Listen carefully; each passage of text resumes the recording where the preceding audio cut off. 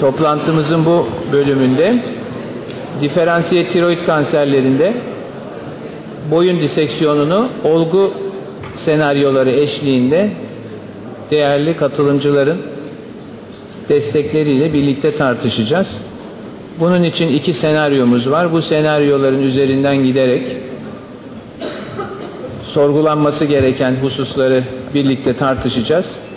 Bu konuda 4 önemli otoritenin görüşlerini, tercihlerini öğrendikten sonra ikinci senaryoya geçeceğiz. Aynı uygulamayı burada da yaptıktan sonra iki olgu üzerinde salondaki arkadaşlarımızın da katkılarıyla bu toplantıyı bitireceğiz.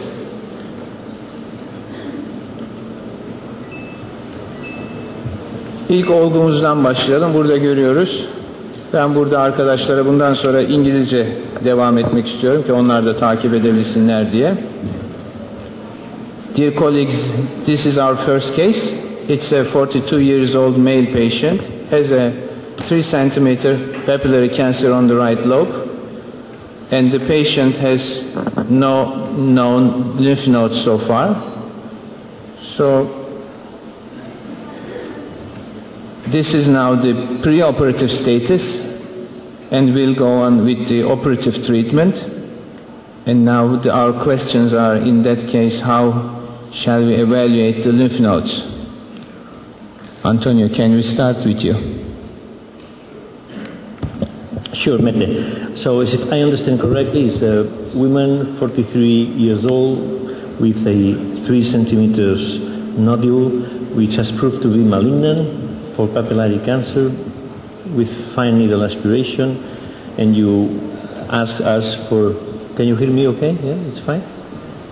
I just can't hear from that. Oh, okay. Okay. So what we would do in this case would be to assess the nodes with a neck ultrasound. I think that the best way to evaluate preoperatively patients with suspected metastatic papillary cancer would be to use neck ultrasound, eventually using fine needle aspiration of suspicious nodes to evaluate whether we should do any lateral neck dissection. We know that ultrasound is not the best tool to assess the central neck, but definitely it will be very helpful to plan a lateral neck dissection should there be suspicious nodes on the same side.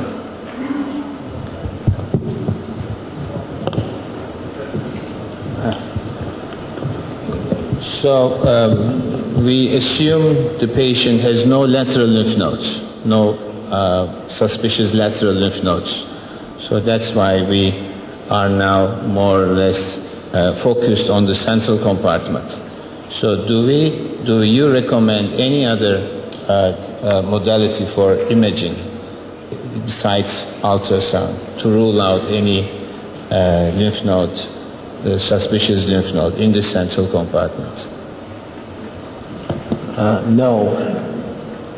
Okay. I don't think there is any other need of further investigations. The ultrasound is a good investigation. We always do ultrasound deliberately or with lot of interest in every patient with proven papillary cancer. It will look very bad that there is a 2 centimeter node at level 3 and we don't take it out at the time of surgery. So we would get ultrasound. There is some interest in some of the well-known thyroid surgeons in the United States to get a CT with contrast. And that becomes quite a debatable issue because majority of these patients with 3 centimeter papillary cancer may require radioactive iodine. And you will end up delaying the radioactive iodine by 3 to 4 months. But if you think that the information you are likely to get from the CT scan is very important, then yes, I would do a CT scan, such as more locally aggressive thyroid cancer. Suppose this 3 centimeter mass does not move or fixed to the central compartment, then I think the CT scan will give you a better cross-sectional imaging. Jean-François, any experience with CT? Yes. Well, first of all, of course, we will perform ultrasonography. That's the question is if the ultrasound is negative. No discussion. But concerning the indication for a CT scan, in our experience, it depends on the morphology of the patient. If, for example, you have a very young lady with a long neck, I think it's not very useful. But if you have a male with a very strong neck, short neck, in this case, ultrasonography can be not every time give good information, and in this case, especially when the thyroid is very low at the cervical thoracic inlet, we ask also for a CT scan because we want to check the lymph node in the superior and anterior mediastinum. Mm-hmm. So we are supposed to have a take-home message at the end of every question. So in that case, we can assume we all agree that we should start with ultrasound, and if the ultrasound becomes negative, we may choose CT depending on the status of the patient. Yeah. If you're going to do the CT scan, it is best done with contrast. Yeah. If you need information in thyroid, do it with contrast. And I'll give you one practical tip. If you do a CT scan in a patient who is going for thyroid surgery, talk to your radiologist, look at the x-rays yourself to make sure there is no retroesophageal innominate artery. And radiologists will not tell you unless you ask them. If there is a retroesophageal innominate, which is what we call as arteriolusoria, that's a telltale sign of non-recurrent, recurrent laryngeal nerve. So if you do a CT scan, take a look at it. Perhaps I would prefer a magnetic resonance and not using IV iodine in this case. I think there's a problem on cell stunting with IV iodine and for some months. So I prefer to use magnetic resonance in the case. I don't think that's the case, but if advanced cancer or suspicious nodes in the lateral neck, I would prefer using magnetic resonance than CT scan. I'll just add one thing. I think that we overuse CT in general for endocrine disease, whether it be thyroid disease or hyperparathyroidism, and that you should strongly consider that before you get a CT, if it will really change what you do. If it's not going to change your operation, I don't believe you should order it. Okay, so our next question is about the indications regarding prophylactic and therapeutic central lymph node dissection. So what are, in this case, the indications, or are there any indication for we assume that it has been negative on the ultrasound. Is there any indication now for a prophylactic central lymph node dissection in a 40 years old man, male patient with a 3 centimeter papillary cancer? Mm-hmm. Well, first of all, the chance that this patient has to have a therapeutic central neck dissection is 35 to 45%. So half of these patients, or maybe 40%, will anyhow have a therapeutic central neck dissection. About 35%, 45% of patients will not have obviously metastatic nodes in the central neck. And this is what we call prophylactic central neck dissection. For a T2, the chances of metastatic nodes in the central compartment is between 45 and 55%. So I will do a prophylactic neck dissection in this lady, ipsilateral. There is some controversy whether I will go or not to the other side, but certainly I will do a ipsilateral prophylactic neck dissection if there are no obvious metastatic nodes, which in this case obviously we will have to talk about therapeutic neck dissection. This is also your choice? It is not my choice, unfortunately. In our group at the University of Wisconsin, and I believe this is true also at the Orla Clark's group at UCSF, both our groups feel strongly about not doing a prophylactic neck dissection. So obviously, if we found enlarged lymph nodes at the time of surgery, then that would be a therapeutic. But if we assess the lymph nodes by ultrasound and intraoperatively and they're negative, we do not routinely do it.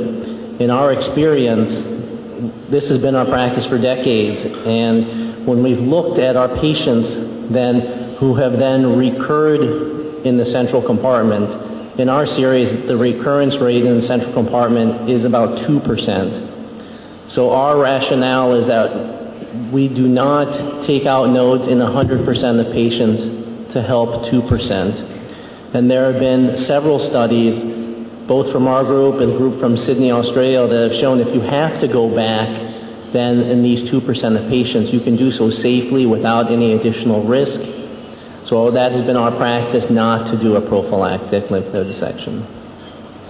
Okay, so we have a big difference between Barcelona and Wisconsin. So what do you guys do in New York?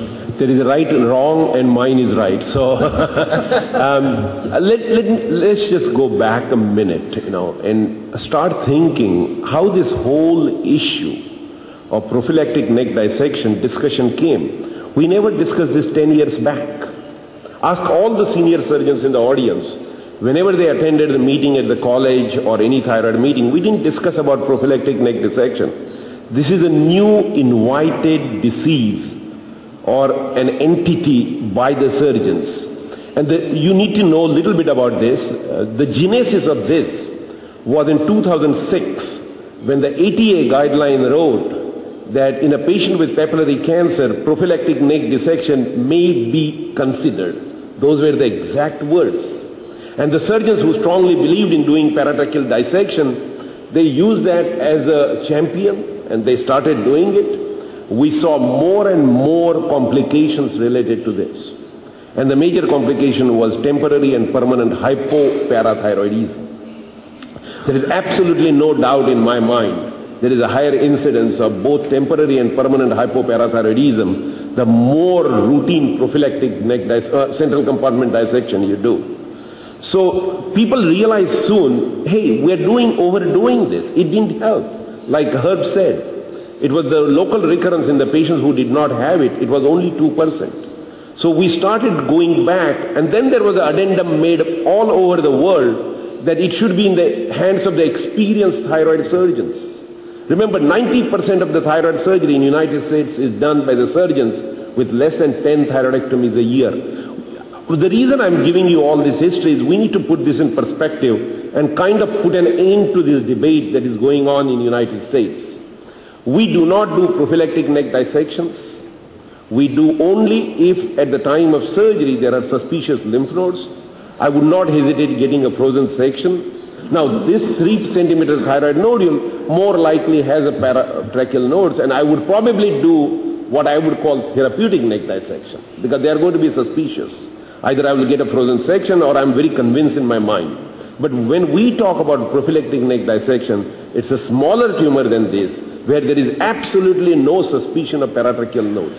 So that's a different problem than a patient like this. Now, I must add, in 2009, the ATA realized that we made this very casual statement, which generated a lot of controversy around the world. We are seeing more and more complications of thyroid surgery, and they switched that statement to high-risk thyroid cancers. More than 3 centimeter, locally invasive, bad histology. I think they realized that what we wrote before was not correct. So they changed that, and this is probably the right statement now. We would do it only if there are suspected nodes or there is a high-risk thyroid cancer patient. Okay, Jean-François? Well, it's the same question since, I think, 30 years. I think, firstly, we should know what is a prophylactic neck dissection. That means that you have no evidence of lymph node invasion before surgery and also during surgery. That's the first point. The second point, what is a prophylactic central neck dissection? If it consists just to remove 1, 2, or 3 nodules, lymph node, easy to take off, I don't think that can be considered as a prophylactic neck dissection. I think that the prophylactic neck dissection should be like the therapeutic. It's the same operation. That means that you have to perform a paratracheal dissection, a pretracheal dissection, a prelaryngeal dissection. It's a long operation and it's difficult. And then the decision in my opinion, is dependent on your experience.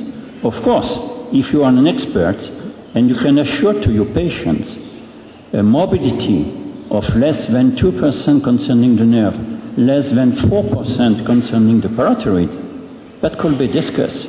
But if you have a high morbidity, I think that this is not indicated. Mm-hmm. So there is a balance between the morbidity and the benefit. The benefit, you know approximately.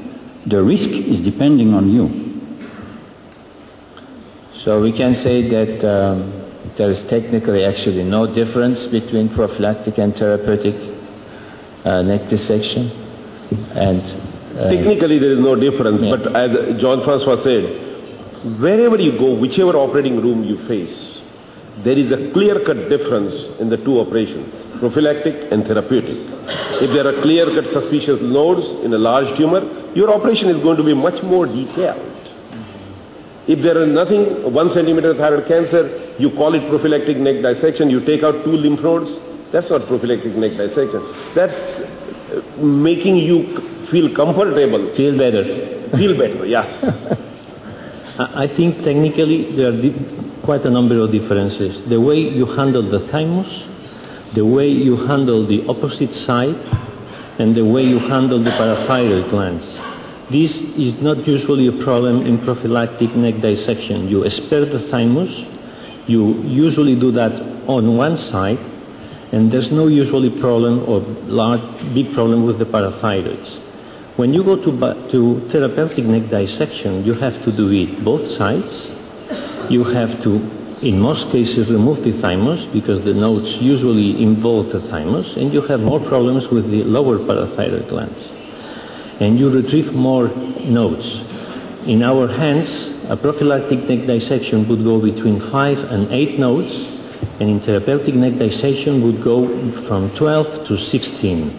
So it's a more extended operation, it's bilateral, it often includes the thymus, and it endangers the lower parathyroids to a more extent than the prophylactic neck dissection. So I think there are quite a number of technical differences. So we are more to the same opinion regarding the therapeutic dissection, but regarding the prophylactic dissection, I think the debate will continue for more couple of years. Yes. Yeah. I think that there is another possibility, is to perform a true prophylactic, that's therapeutic anywhere, on one side. Especially for nodule at the lower pole of the thyroid lobe. That could be discussed if the nodule is at the upper pole, but when the nodule is located in the lower pole, if you perform a complete paratracheal dissection, that means along the recurrent laryngeal nerve and the pretracheal area, you get nice information about the possibility of extension, and I think that if there is a lymph node involvement in this area, that we will find it. Okay, so if you go also to the borders of the dissection. Now you mentioned the difference between the therapeutic and prophylactic. So you do not do it, but if you do it for a therapeutic reason, so how do you do it? I think for a therapeutic neck dissection, as both Jean-François said and Ashok said, it's a much more aggressive operation that you go, if you, in my talk when we described the central lymph node dissection for medullary thyroid cancer, I think that would be a similar we would go, in general, we'd go up high as the hyoid bone, and then go out laterally as the carotid, and then we'd sweep all the lymph nodes or all the fibrofatty tissue all the way down just into the thoracic inlet. So it's a really complete lymph node dissection. And also removing the thymus? Also removing the thymus as well. And what about the lower parathyroids? The lower parathyroid, especially in a patient who presents with positive lymph nodes, usually the parathyroid is encased in there. And in my experience, difficult to preserve. I will always preserve the upper parathyroid glands and make sure that they're on a good vascularized pedicle, and if they're not, have a low threshold to auto-transplant them. if needed. And so, as you can see in the case I presented, in that case I auto-transplanted 2 parathyroids, and I didn't see one of them, and one was actually in the specimen. So you have to be very aggressive about looking at the parathyroids and auto-transplanting when possible. I think then the question is, do you do bilateral or unilateral? And then if it's therapeutic, you're doing it for the presence of positive lymph nodes. So I would do it definitely unilateral if the disease was confined to one side, or bilateral if on both. I think we need to make sure we understand there is a difference of central neck dissection for medullary cancer, which is a different disease. For the papillary. So I think there you need to be very aggressive. For papillary thyroid cancer, believe me, no matter who does the operation, it's a different operation. The one area we always, if you look at the ATA publication, they show that the central compartment starts at the hyoid and goes to the level 7, right up to the vessels. Nobody has dissected above the superior thyroid artery or superior pole of the thyroid. Show me one surgeon who has deliberately dissected in that area. We show that in the picture, looks great, but it just does not happen. There are no lymph nodes in that area. We show that in the picture to complete that square or that rectangle, but it just does not happen. We never dissect above the superior pole of the thyroid. We go right up to obviously you go to the carotid because that's the way you see the thyroid gland. You clean up that area, you look at the jugular area, you look at the superior mediastinal lymph nodes. We rarely intentionally would take out the thymus for prophylactic neck dissection. If it is therapeutic, it's a different operation. That's why I started saying that these two are different operations. Keep in mind, every patient with thyroid cancer requires a good evaluation of the central compartment. There is a difference between routine central compartment dissection and central compartment evaluation. Central compartment evaluation is a must. You got to evaluate that area. It was interesting when we looked at the Delphian node, and it's interesting, we've been talking about Delphian node for past 30 years, but there are only 2 papers in the literature dedicated to Delphian node, one from Australia and one from our group. And we have been dissecting Delphian node intentionally in every patient with papillary cancer for last 10 years. And we found the incidence of metastatic disease 25%.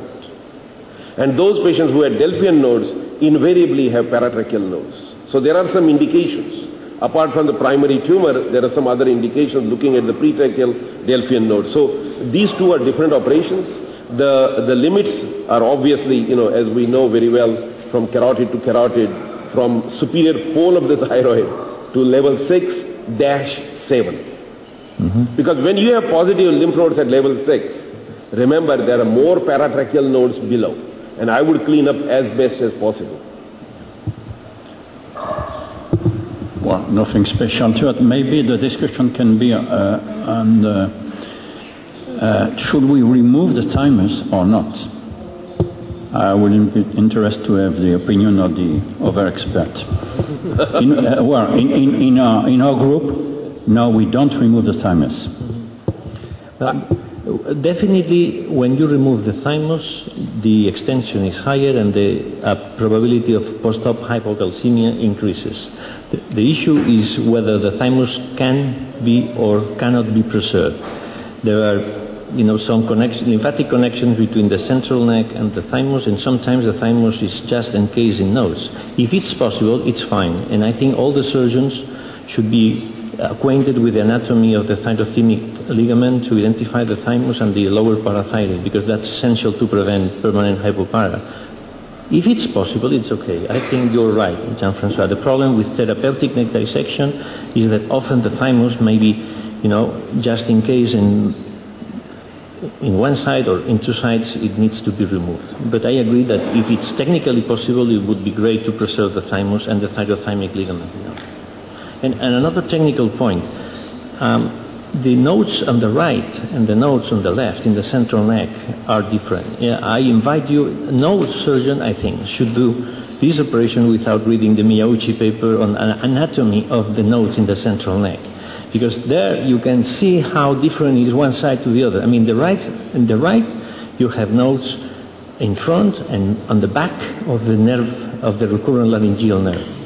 And some of the recurrences take place in the retronervous or retroneural nodes, whereas in the left, almost all nodes are anterior to the nerve. So technically, and the way you approach and you manage the nerve is different on the right and on the left.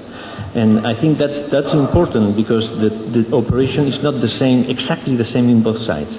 And I invite you again to read the Miyauchi paper on nodes in the central compartment, which I think is the classical paper to read for all those wishing to do this surgery appropriately. So technically, actually, more important than the thymus is actually the situation of the nodes to the nerve. Yes. On the right side and on the left. I think you're side. absolutely right. You know, the whole issue about nobody wants to take out thymus intentionally. It happens while you are pulling that bundle of lymph nodes. It comes some together. thymic tissue comes out. Yeah. You know, it's not the intention of a surgeon to take the thymus out, but they are so intermarried that while you are pulling the tissue out, and if you are using harmonic, it's more likely you are going to take a piece of thymus, but that's not intentional removal. That's not the part of the operation. The part of the operation is go up to the thymic area, but more importantly, there are lymph nodes behind the thymus. Mm-hmm. And as Antonio mentioned, there are lymph nodes medial, lateral, and posterior to the recurrent laryngeal nerve, which we really don't pay much attention. Clearly, that is more critical in a reoperative setup. In the primary setup, again, it goes back with your philosophy. Are there suspicious lymph nodes? Many times you can look at those areas, you can feel that area, and if there is suspicious, you take it out. And keep in mind, no matter who does a good operation, you're not going to remove last lymph node in that area, positive or negative. Keep that in mind. And also for the right side, for the retronerval nodes, this is also probably, this will be never possible to, at least for the ultrasounds what we use today, to see them preoperatively. But you don't need ultrasound and all that. You have exposed that area. No, I say preoperatively. Right, I understand that. But what I'm saying is that you are going to expose that area, you're going to look at it. So yes, ultrasound is good if there was something grossly abnormal. As a matter of fact, I would say that ultrasound is more helpful, not for the central nodes. It is more helpful for the supraclavicular nodes, retrojugular nodes, and the level 2 and level 3. Mm-hmm. And what about using frozen section during the operation for evaluating any node? Well, the answer is clear. No frozen section for lymph node. We do that generously. Part of the reason is at Memorial, on a given day, we do about 60 frozen sections. So if we do 60, our pathologists don't get upset because there is 61 or 62. So I do get frozen section because it gives me a satisfaction that if it is a positive node, I'm going to do more detailed surgery. That is number one. Number two, we see a fair number of patients, especially women with Hashimoto's. And there are bulky nodes in Hashimoto. There are different nodes. There are globular nodes. They are generally round nodes. And if I get a frozen section on one or two of those nodes and I know that is benign, I feel more comfortable. Now suppose I'm dissecting at level 6 and there is a node which is strongly suspicious. I get frozen section that is positive. I'll come back and do much more clearer dissection in that area. Can I just push my friend Ashok here a little bit about frozen, because we don't routinely use it. So if you're doing a frozen section on what you think are very suspicious nodes and it comes back negative, right, you will not take any more lymph nodes. You will stop. Well, if I thought we are panelists. We're not supposed to argue with each other. No, I'm just trying to learn from you. So I think that's a you are on the same side, right? If my clinical, remember, when I get a frozen section, I send a lymph node which is of most index of suspicion. So if that node is negative in my mind and clinically, I'm very comfortable leaving the rest of the area behind. Yes. But the lymph node that I send is the most suspicious, largest, or firmer or harder. No, we don't use that unless very occasionally for any specific reason. But as we do prophylactic next, and in fact, the percentage of involved nodes is about 30 to 50% of what you remove, either in prophylactic or therapeutic. So you may well sample a node which is negative and then another one is positive. So unless there is a specific reason or doubt for a parathyroid or something which is unusual, then we wouldn't do any routine biopsies.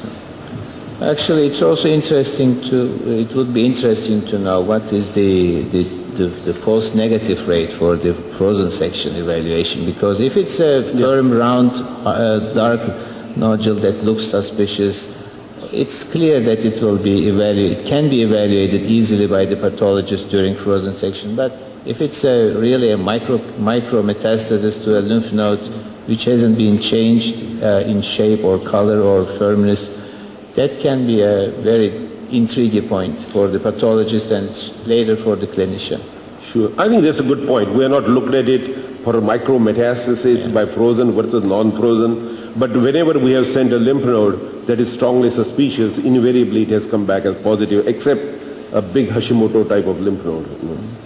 It's probably the same like having the thin sections for evaluating any micropapillary cancer in a left lobe or right lobe. The same happens also during the lymph node evaluation. The thinner you make the sections, like 5 microns or so, 100 microns, the more metastases you will get. But you also have to realize that micro metastatic disease has no impact on the outcome, therapeutic decision making, or the postoperative follow-up. I think also you have to consider the practical point of view. If your pathologist is in the OR and you get the answer in 5 minutes, it's okay. But if you get the answer 30 minutes after, I think it's much better to perform the complete dissection. Well, that's why we argue about it. maybe, Mete, I just want to add one point, because this comes again and again when we talk about the prophylactic or therapeutic neck dissection, that the advantage of doing the neck prophylactic central compartment dissection is you stage the patient better. And a fair number of stage 1 tumors become stage 3 if the patient is above the age of 45. Now in squamous cell carcinoma, we get scared when we talk about stage 3. It's an outcome difference. In thyroid cancer, the survival curves for stage 1, 2 and 3 are almost identical. We need to keep that in mind. So if you ask me, in the squamous cell carcinoma, stage 1 and 2 are early, 3 and 4 are advanced. For thyroid cancer, stage 1, 2 and 3 are early, stage 4 is advanced. And we need to keep this in mind when we talk about the staging and alteration of the staging. So you mentioned already the number of lymph nodes that should be resected for, well, I don't know how many should be resected. I can tell you how many we found in our experience. And let me tell you something.